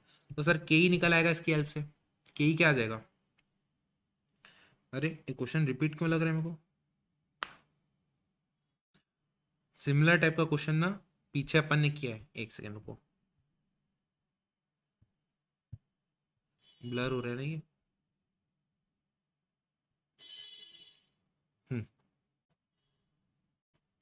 के कितना आ जाएगा? Expected dividend upon price plus growth, Gordon growth model. ये हो जाएगा 5/PO 100 प्लस ग्रोथ रेट 5%, ये हो जाएगा 10%। सर इसका रेट हो जाएगा 10%, तो ये तो है 12%, क्योंकि प्रेफरेंस और डेट के बारे में कुछ नहीं बोले, इसमें टैक्स की शील्डिंग लग जाएगी, तो ये हो जाएगा 6.5%।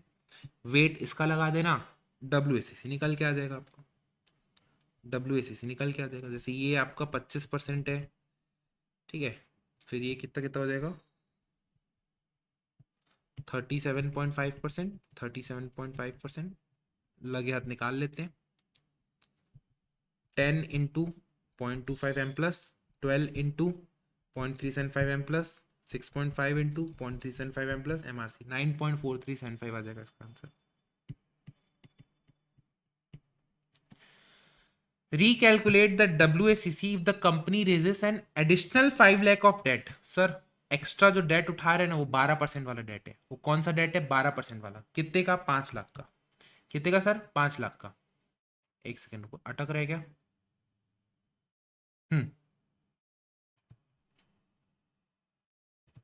Hello hello. ठीक है चलो, 12% वाला डेट है, ठीक है। This change will result in, क्या क्या चेंजेस होंगे? Increase in the expected dividend of 7 रुपए with the growth remained at this, decrease of market price to 90 रुपए।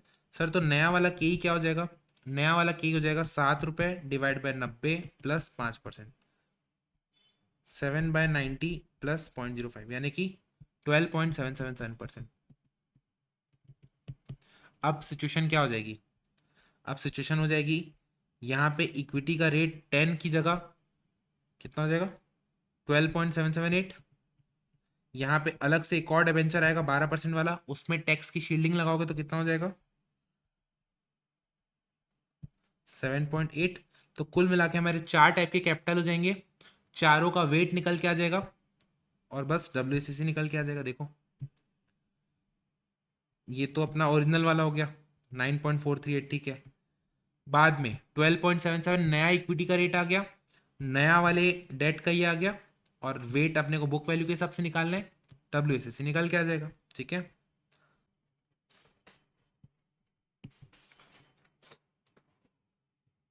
चलो देखो, MTP 2 Jan 25, ये क्या बोलता है? Return on equity is Satva is नहीं in Satva limited is 15%, okay. R की वैल्यू बताया basically. Capitalization rate of the company KE, E cost of cap equity बोल सकते हो basically, 20%, okay. Satva's limited book value per share, sir book value कितनी है? 125, okay. Calculate the intrinsic value of the share today using Gordon's model and Walter model. Sir ये ना मेरे को लगता है इंट्रिंसिक वैल्यू निकालना, ये गलती से ना आपका, ये क्वेश्चन कहाँ का है मैं आपको बताऊं?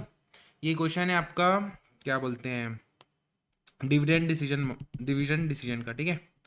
डिविडेंड डिसीजन वाले चैप्टर का क्वेश्चन है, बाय मिस्टेक यहाँ पे कॉपी हो गया है, इसको अपन वहाँ पे भी टेकअप करेंगे, इसलिए इसको अपन यहाँ पे अभी थोड़ा सा स्किप करते हैं। करना चाहो क्वेश्चन तो तुरंत कर सकते हो, कोई बड़ी बात नहीं है, चलो करवाई देता हूँ मैं। देखो आपका गॉर्डन ग्रोथ रेट मॉडल क्या बोलते हैं? सर गॉर्डन मॉडल बोलता है के E equals to D1/P0 + G। इसी को रीअरेंज करो अगर फॉर्मूला को, तो sir KE - G equal to D1/P, तो P0 कितना हो जाएगा? D1/KE - G। अल्टीमेटली यही चीज वहां पे लिखी जाती है प्राइस निकालने के लिए, ठीक है। कान ऐसे पकड़ो चाहे ऐसे पकड़ो, काम वही करेगा, वो काम वही करेगा। अब देखो बुक वैल्यू 125 रुपये है और अर्निंग कितनी है 15%, तो टोटल अर्निंग पर शेयर कितना हो गया 125 into 15%, that is your 18.75। Earning per share कितना हो गया 18.75। उसमें बोल रहा है रिटेंशन कितना है 65%, तो डिविडेंड कितना बटा, डिविडेंड पर शेयर कितना हो गया सर 35% ऑफ 1875, कितना हो गया 18.75 का 35%, दैट इज और 6.5625, 6.5625। अब ये अभी पे किया है, ये अभी का है, ठीक है। If the companies policies to retain, इस पे अपने को लगाना पड़ेगा व्हाट 1+G, ग्रोथ रेट लगाना पड़ेगा G डिवाइड बाई के, कितना है 20% माइनस G। अब सर G निकालना पड़ेगा इस केस में, तो G का फॉर्मूला क्या होता है, G equal to B into R. B दे रखा है रिटेंशन 65% और रेट दे रखा है 20%, नहीं सॉरी 15% बुक वैल्यू के ऊपर, ठीक है। तो आपका 65% इंटू 15%, दैट इज योर 9.75%, कितना 9.75%। बस वैल्यू पुट करेंगे तो आंसर आ जाएगा।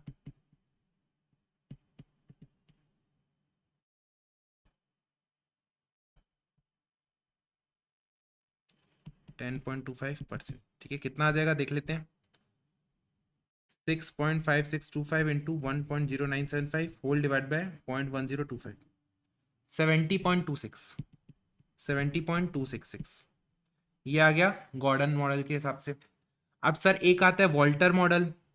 वॉल्टर मॉडल, वॉल्टर मॉडल क्या बोलते हैं सर, प्राइस निकालना है ना तो एक काम करना, प्राइस निकालना है ना एक काम करना, डिविडेंड को तो ऐड करना ही करना, डिविडेंड को तो ऐड करना ही करना, साथ में R upon K E into E minus D whole divide by K, ये भी कर लेना, ठीक है। तो देखो डिविडेंड क्या हो गया अभी का, डिविडेंड कितना हो जाएगा आपका 6.5625 plus 15% divide by 20% into retention कितना हो जाएगा, रिटेंशन हो जाएगा 18.75 का 65%, 12.1875 होल डिवाइड बाय 20%। बस इसको सॉल्व करोगे तो आपका आंसर आ जाएगा, into 0.75 plus 6.5625 whole divide by 0.2, 78.515, 78.515 check कर लेते हैं एक बार, 70.26, 78.51, ठीक है। वैसे क्वेश्चन इसका नहीं है तो घबराना नहीं, ये क्वेश्चन है आपको, देखो ये भी क्वेश्चन उसी का है, सॉरी ये भी गलती से यहाँ कॉपी हो गया है, but this question is also what of your cost of capital chapter, cost of capital chapter. एक मिनट में देख लेता हूँ फिर इन पेपर में आपका क्वेश्चंस कौन सा है, एक मिनट देना मेरे को। यस आई थिंक ना इसमें आपका जो ये वाला पेपर है ना Jan 25 में आपके COC का क्वेश्चन नहीं दिया हुआ है, कहाँ गया अटक क्यों गया ये, यस अब ठीक है।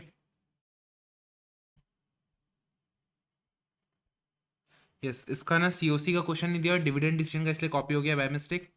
Same to same ditto question यहाँ पे है, it is relating to your what आपका डिविडेंड डिसीजन, सेम वही फॉर्मूला लगाएंगे जो अपन ने ऊपर लगाया था और आपका आंसर आ जाएगा, ठीक है। तो COC का नहीं था इसमें क्वेश्चन, मैंने चेक किया जस्ट। चलो नेक्स्ट पेपर में आते हैं अपन, that is your MTP 2 September 24। MTP 2 September कितने क्वेश्चन बचे हैं, 1 2 3 4, 4 क्वेश्चन बचे हैं। चलो चारों क्वेश्चन को निपटाते हैं, then will be done with our session, done with our cost of capital. फिर मिलेंगे नए किसी टॉपिक के साथ, that is your capital structure. Calculate the WACC using the following data by using market value weights, using market value weights, ठीक है। ये equity reserve surplus preference share debenture ये सब की वैल्यू दे रखी है, इनकी मार्केट प्राइस भी दे रखी है, डिबेंचर की, प्रेफरेंस शेयर की, इक्विटी की, ओके। तो हमको पता है इक्विटी की जो मार्केट होती है, इक्विटी की जो मार्केट प्राइस होती है, it incorporates what both these thing, both these things, यानी कि अगर 1.5 लाख जैसे 10 रुपये पर शेयर है, 15 लाख की इक्विटी यानी 1.5 लाख शेयर है, और 1.5 लाख शेयर की मार्केट वैल्यू कितनी है 40,50,000। Now this 40,50,000 represents both this things, तो इस 40,50,000 को इन दोनों में मेरे को बांटना पड़ेगा, इन दोनों में मेरे को बांटना पड़ेगा किस रेशो में, 3:1 रेशो में, 3:1 रेशो में, डिवाइड बाय 4, ये हो जाएगा 10 12 500, और इसका तीसरा हिस्सा 30 37 500, ये हो जाएगा इक्विटी का। फिर आपका डिबेंचर के लिए भी दे रखा है 105 रुपये, तो यानी 550 डिवाइड बाय 100 रुपये इंटू 105, दैट इज 577 500, और प्रेफरेंस वाला है 115, यानी कि 7.5 लाख इंटू 1.15, 862 500।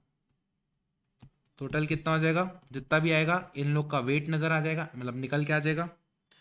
अब और क्या बोल रहे हैं, 100 रुपीज फेयर वैल्यू पर debenture redeemable at premium of 10%, 10% coupon rate है, 4% फ्लोटेशन कॉस्ट है, 10 ईयर मैच्योरिटी है। तो इसको और क्या बोल रहे हैं, प्रेफरेंस शेयर के बारे में बोल रहे हैं, इक्विटी शेयर के बारे में भी बोल रहे हैं, द लास्ट डिविडेंड पेड के बारे में बोल रहे हैं। ठीक है, ये इक्विटी की कॉस्ट निकालने में काम आएगा अपने को। Corporate tax rate, to calculate overall cost of debt and preference share take average of their respective cost using YTM and approximation method. YTM and approximation, sir कितना लंबा बना दिया इस क्वेश्चन को, बहुत ही ज़्यादा लंबा बना दिया।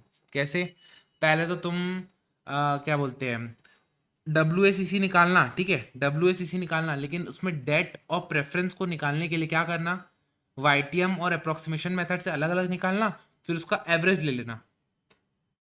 बहुत ही फालतू और बहुत ही, मतलब फालतू नहीं बोलना चाहिए, बट एग्जाम में पॉसिबल नहीं होता ना इतना लंबा क्वेश्चन करना। ठीक है, एग्जाम में it is not possible to solve this much question. फिर भी निकाल लेते हैं, कोई दिक्कत नहीं। अप्रोक्सीमेशन से निकालो, फिर उसके बाद आपका क्या बोलते हैं, वाईटीएम से निकालो, फिर उन दोनों का एवरेज ले लो, फिर उसको आप एज अ रेट ट्रीट करो, तो दैट इज मेरे ख्याल से थोड़ा सा इनजस्टिस है। ठीक है, कोई दिक्कत नहीं। इक्विटी का तो निकाल ही लेते हैं, चलो कम से कम इक्विटी का निकाल लेते हैं। इक्विटी का कैसे निकलेगा, अगेन वही D1/P0 प्लस जी के ही निकलेगा। तो D1 कितना है आपका, लास्ट डिविडेंड 2 रुपये का था, ग्रोथ 9% किया, तो 2 × 1.09 divide bye price minus flotation cost 27 minus 4.5। By the way एक बात बोलूं, फ्लोटेशन कॉस्ट माइनस होगा कॉस्ट ऑफ इक्विटी के केस में, लेकिन कॉस्ट ऑफ रिटेन अर्निंग के केस में फ्लोटेशन कॉस्ट माइनस नहीं होगा। ठीक है, तो 27 माइनस 4.5 22.5 प्लस 0.09, और 2 × 1.09 डिवाइड बाय 27 प्लस 0.09, तो देख लेते कितना आ रहा है।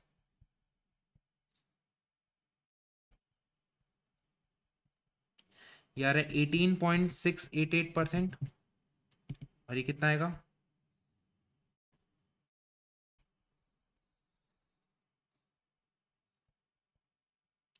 17.074%। ठीक है, इसका कॉस्ट निकल आ गया के का और के रिटेन अर्निंग का। अब सर डिवेंचर का और प्रेफरेंस का निकालना है, दोनों तरीके से निकालना है और उसका एवरेज लेना है। बहुत ही गंदा क्वेश्चन है, देखो एक बार सॉल्यूशन को ना ऊपर से वाउच करते हैं। देखो पहले इसने डेट को निकाला अप्रोक्सीमेशन मेथड से, ठीक है, कुछ एक्स्ट्रा नहीं है, बेसिक बेसिक है। ठीक है, फिर वाईटीएम से निकाला, वाईटीएम से निकाला, ठीक है, वाईटीएम से निकाला, इसका आया 88.33। अब इन दोनों का इसने एवरेज ले लिया, इन दोनों का एवरेज ले लिया, देखो this plus this upon 2 average. Similarly sir preference के लिए अप्रोक्सीमेशन से निकाला, आईआरआर से निकाला, इन दोनों का एवरेज ले लिया। अब जब फाइनली WACC निकालेंगे अपन, तो सर देखो आपका एक तो प्रेफरेंस का और इसका जो एवरेज निकाला वो, और दूसरा एक चीज गड़बड़ हो गई ना यहाँ पे, एक चीज क्या गड़बड़ हो गई, देखो अभी तक अपन ऊपर से जितने भी क्वेश्चंस कर रहे थे, इक्विटी को, मार्केट वैल्यू ऑफ इक्विटी को अपन डिवाइड करते, मार्केट वैल्यू ऑफ इक्विटी को डिवाइड करते, और उसके बाद भी ये चीज गलत है। पूछो ये चीज गलत क्यों है, क्योंकि सर जब आप, कहाँ गया, जब आप कॉस्ट ऑफ रिटेन्ड अर्निंग निकालोगे तो वो तो अलग आएगा, वो तो अलग आएगा, उसमें फ्लोटेशन कॉस्ट का इफेक्ट नहीं आता है। अपन लोग जब क्लास में पढ़ते हैं, जो बाकी भी क्वेश्चन अपन ने चीख चीख के किए थे, और अच्छा ये स्टेटमेंट भी जो अपन पढ़ते हैं कि रिटेन्ड अर्निंग का जो कॉस्ट ऑफ कैपिटल है, केसी है इसका, इस लोअर, क्यों लोअर होता है? क्योंकि सर इसमें फ्लोटेशन कॉस्ट नहीं लगता है, ठीक है, इसमें फ्लोटेशन कॉस्ट नहीं, ये सस्ता रहता है as compare to new equity. और यहाँ पे इसने क्या किया है, दोनों को एक ही में स्वाहा कर दिया है, दोनों को एक ही में स्वाहा कर दिया, ठीक है। तो दिस मेरे ख्याल से गलत है, ये मेरे ख्याल से गलत है। यहाँ पे अलग अलग उनकी कॉस्ट लेनी चाहिए, इसको बाइफिकेट कर देना चाहिए एंड देन आंसर निकाल के आना चाहिए, ठीक है। चलो जी, इसका अल्टरनेट नहीं दिया ना, मेरे ख्याल से एग्जाम में दिया होगा इसने, जैसे अगर किसी बच्चों ने किया होगा ना तो इसमें बोनस, क्योंकि एम्बिग्विटी वाला क्वेश्चन हो गया ना यार। आपने क्लियर, पहली बात तो यार ये वाईटीएम निकालो, फिर अप्रोक्सीमेशन निकालो, फिर दोनों का एवरेज ले लो, तो बहुत ज़्यादा ये हैक्टिक हैक्टिक क्वेश्चन है। कंसेप्चुअली कुछ भी अलग नहीं है, जो हमने किया है उसी में से ही है, कोई अलग कुछ नहीं है इसमें कंसेप्चुअली, बस हैवी क्वेश्चन है थोड़ा सा, ठीक है। नेक्स्ट क्वेश्चन भी देखते हैं फटाक से। Hmm, ये भी यार वो उसका कॉपी हो गया है, ठीक है। एक्चुअली हुआ क्या है ना, कुछ कुछ पहले के पेपर में आपका कॉस्ट ऑफ कैपिटल के अलग से इतने सारे क्वेश्चंस नहीं आते थे, तो इसने क्या किया है, ये आपका डिविडेंड डिसीजन का बाय मिस्टेक कॉपी हो गया, ठीक है। तो इसको अपन एनीवेज टेकअप करेंगे कहाँ पे, आपका डिविडेंड डिसीजन वाले चैप्टर में। और यहाँ पे अगर इस अटेम्प्ट का अगर नहीं दिया है, इट मीन्स व्हाट, इसका थ्योरी आया होगा, इसका थ्योरी क्वेश्चन आया होगा उस अटेम्प्ट में। MTP 1 May 24 देख लेते हैं, चलो MTP 1 May 24 लग गया, देख ही लेते हैं चलो। देखो ये आपका डिविडेंड डिसीजन का है, ये कैपिटल स्ट्रक्चर का है, ये रेशियो का है आपका, इन्वेस्टमेंट डिसीजन है, ये तो कट ऑफ रेट्स, मेरे को लग रहा है यहाँ से मेरे को लगता है वो आया होगा, ठीक है, थ्योरी क्वेश्चन। फिर आपका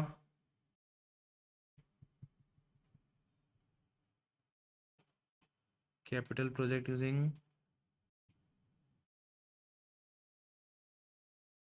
ये है मेरे ख्याल से, ये रहा क्वेश्चन, ये रहा क्वेश्चन जिसको हमको सॉल्व करना है, ठीक है। इसको मैं हटा देता हूँ यहाँ से, इसको रिमूव कर देता हूँ, क्योंकि अपन एनीवेज इसको वहाँ पे टेकअप करेंगे। MTP 1 May 24,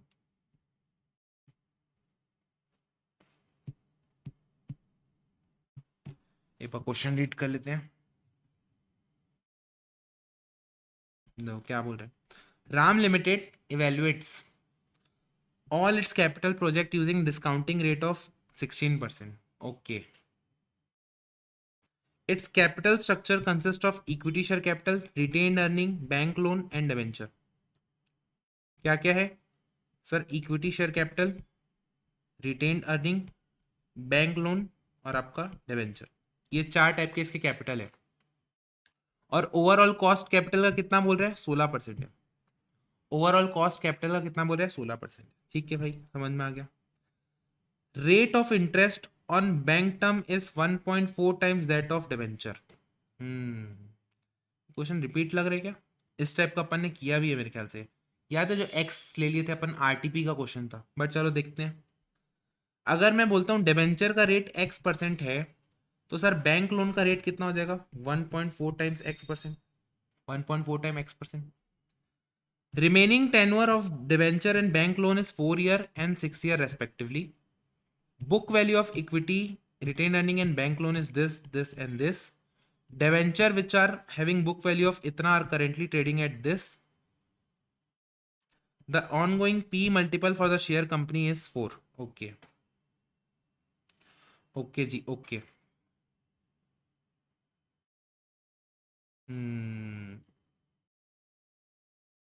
देखो डेबेंचर की रिमेनिंग लाइफ 4 year बोल रहे हैं ना, रिमेनिंग लाइफ 4 year बोल रहे हैं, तो अगर मैं सिर्फ डेबेंचर के केस में बात करूं, सर 4 साल की लाइफ बची है। रिडीम कितने पे होगा? मान लेते हैं पार पे होगा, कुछ बोला नहीं है, ठीक है। रिडीम कितने पे होगा? पार पे होगा। टैक्स के बारे में बोला है, और इंटरेस्ट रेट कितना है इसका? X%। तो X% तो है ही है, एक सेकंड को, X% of 100 into 1 minus tax, क्योंकि टैक्स की शील्डिंग भी होगी, ठीक है। और आज के तारीख पे इसका प्राइस कितना है? 98। आज के तारीख पे इसका प्राइस कितना है? 98। नेट प्रोसीड्स 98 हो जाएगा। तो अप्रोक्सीमेशन मेथड से इसका रेट कितना आ जाएगा? के डी कितना आ जाएगा सर? के डी आएगा x into 0.7 plus 100 minus 98 divide by, कितने साल की लाइफ है डिवेंचर की? 4 साल की। होल डिवाइड बाय 100 प्लस 98/2, तो कितना आ जाएगा? 0.7x प्लस 2/4 0.5 डिवाइड बाय 99, ये आ जाएगा आपका के डी। सिमिलरली के पी भी निकाल लेते हैं प्रेफरेंस शेयर के लिए भी अप्रोक्सीमेशन मेथड से।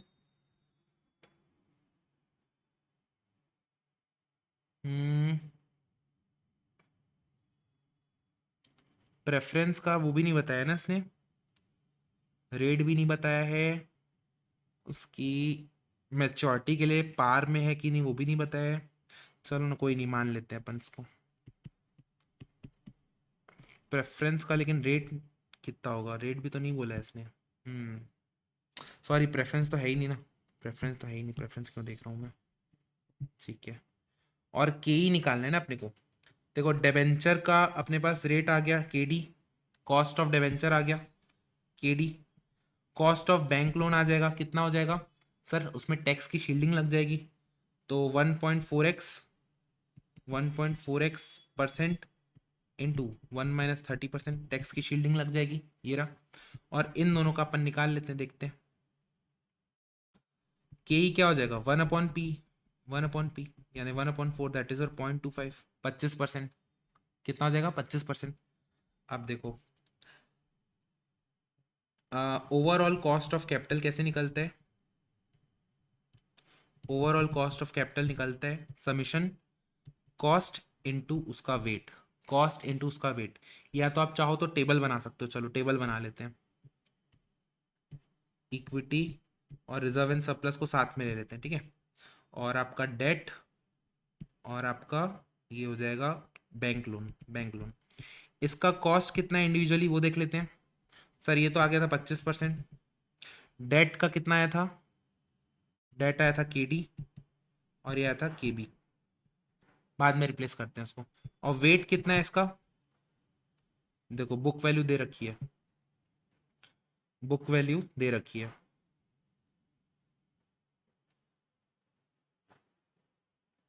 बुक वैल्यू कितनी कितनी है सर? 30,000 है डिबेंचर की, और बैंक लोन और रिटेन अर्निंग वगैरह की कितनी है? इतनी इतनी।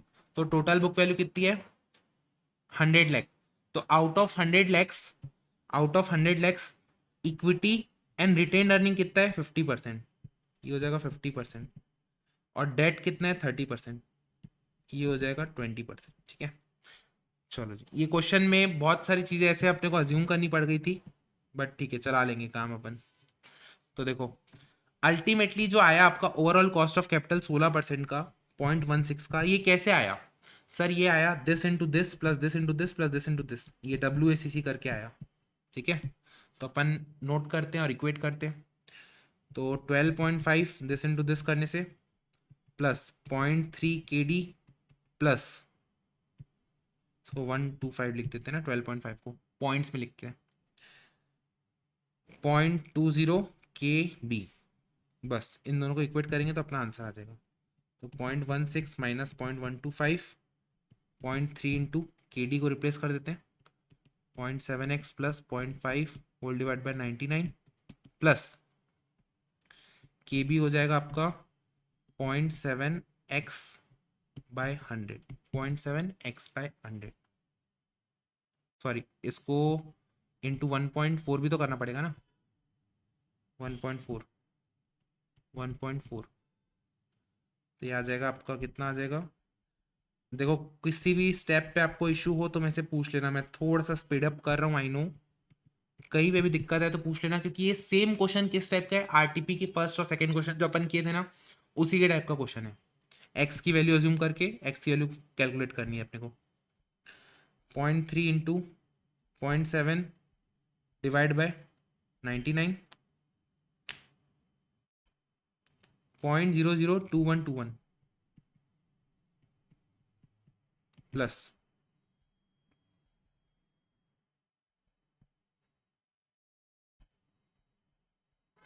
0.001515 प्लस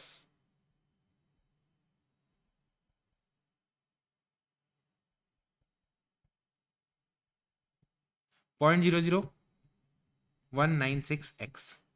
तो x की वैल्यू कितनी आ जाएगी, कैलकुलेट कर लेते हैं डायरेक्ट कैलकुलेटर से। 0.001515 डिवाइड बाय, ये दोनों को ऐड करना पड़ेगा, 0.033485 होल डिवाइड बाय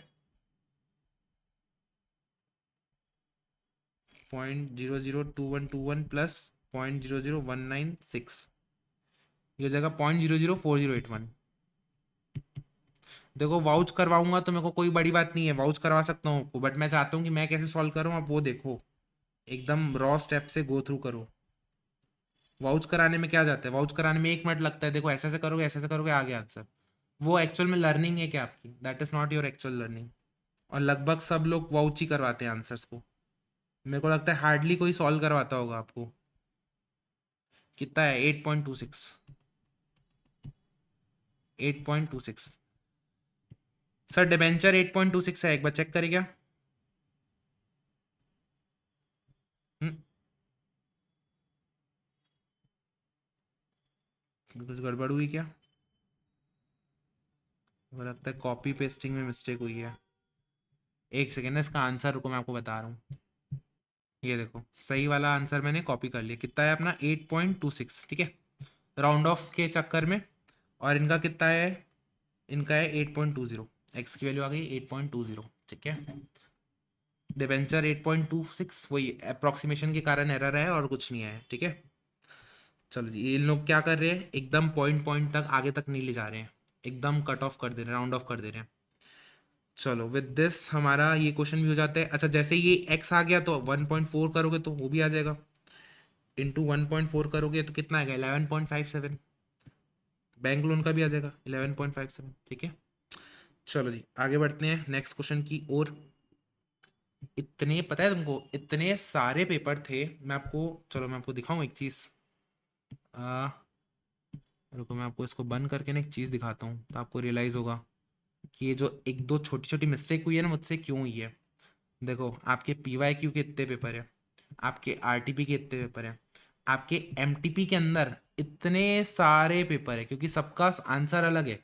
तो हर एक पेपर को खोल के कॉपी करके that was quite a task यार, लिटरली बता रहा हूँ आपको, मजाक लग रहा होगा बट ये जो कंपाइलेशन मैंने किया है ना, it took a lot of effort, a lot means a lot.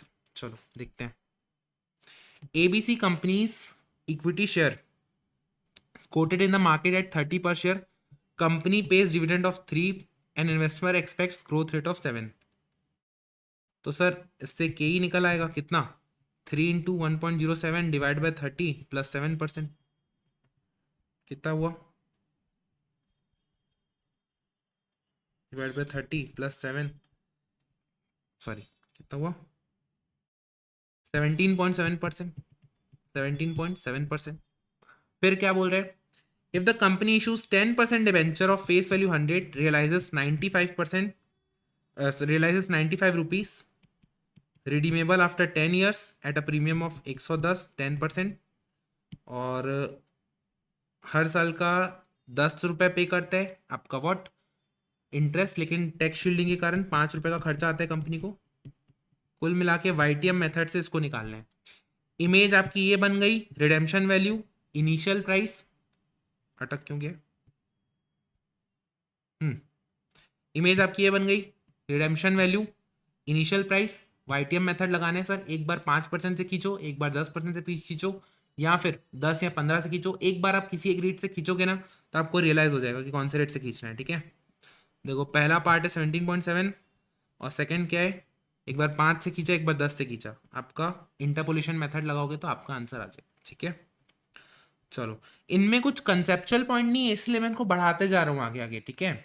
कुछ ऐसा कोई कंसेप्चुअल पॉइंट आता है जहाँ पे अपन दिक्कत हो रही है, जहाँ पे अपन अटक रहे हैं, तो मैं टेकअप करूंगा उनको, परेशान मत होना उस चीज के लिए। चलो जी लास्ट क्वेश्चन देखते हैं। MTP 2 नवंबर 23, MTP 2 नवंबर 23। सर ये रिपीट क्वेश्चन लग रहा है, बहुत बढ़िया, बहुत ही बढ़िया। ये रिपीट क्वेश्चन है, याद आ रहा है क्या? 4 8 फिगर से याद आ रही है, 4 80, 2 लाख, 6 80, उसके बाद 50 लाख का डेट। मैं आपको एक बात बोलूं, 3 टाइप के क्वेश्चन देखो, एक तो ये आ गया MTP 2 नवंबर 23 का।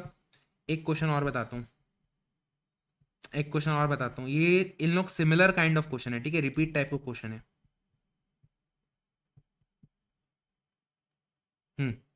ये वाला एक क्वेश्चन, ये MTP 1 Jan 25 का, और एक क्वेश्चन बताता हूँ, ये रहा MTP 1 May 25। सर ये तीनों को, दो क्वेश्चन तो डिट्टो सेम है, तीसरा वाला सिमिलर है, तीसरा वाला सिमिलर है। चलो जी, विद दिस हमारा कॉस्ट ऑफ कैपिटल भी हो जाता है कंप्लीट। अब मेरे को आप बताना क्या चीज़ में दिक्कत आई, आप मेरे से डाउट पूछ सकते हो आके, किसी भी पॉइंट में आपको इश्यूज हो रहे हैं, आप feel free to reach out to me, ठीक है। आपको कोई एडजस्टमेंट नहीं समझ में आ रहा है, आपको मेरा कोई सॉल्यूशन नहीं, स्क्रीनशॉट लो भेजो, विल सॉर्ट इट आउट। मिलते हैं ऐसे ही एक और सेशन के साथ, पावर पैक सेशन के साथ। नेक्स्ट टॉपिक अपना क्या होने वाला है सर? आपका कैपिटल स्ट्रक्चर होने वाला है, इंपॉर्टेंट टॉपिक है, छोड़ना मत, मिस मत करना। By the way capital structure से बहुत टाइम में बहुत बार ऐसा देखा गया है कि थ्योरी क्वेश्चंस भी अच्छे खासे आते हैं उसमें से, ठीक है। एंड एक चीज़ और, कैपिटल में आने के पहले भैया आर्बिट्राज वगैरह देख लेना, वीडियोस मैंने अलग से डाल रखी है, वन शॉट मैंने इसका डाल रखा है, हर एक चीज़ डिटेल में एक्सप्लेन करके रखी है, उनको आप देखना एंड देन आना। चलो जी, मिलते हैं नेक्स्ट क्लास में, तब तक के लिए क्या है सर? तब तक के लिए क्या है, FM आसान है। Bye bye, take care, all the best.